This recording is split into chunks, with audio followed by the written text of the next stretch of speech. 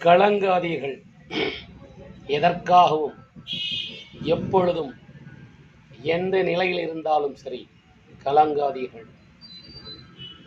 கண்டிப்பாக அனைத்தும் மாறும். ஆகையால் எத்தகைய சிரமமான சூழ்நிலையில் இருந்தாலும், எத்தகைய கடினமான சூழ்நிலையில் இருந்தாலும், எதுவுமே உங்களால் முடியாது என்று யார் கூறினாலும் ஏற்றுக்கொள்ளாதீர்கள். எல்லாம் உள்ள இறைவன் மிகப்பெரியவன். அவனே வருவான் உதவிக்கு, யார் மூலமாவது.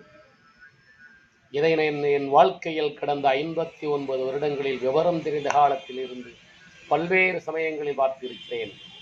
எனவே எதற்கும் கலங்காதீர்கள். உங்களை நம்புங்கள். உங்கள் குலதெய்வத்தை நம்புங்கள். உங்களை காப்பாற்றும். வெற்றி நிச்சயம்.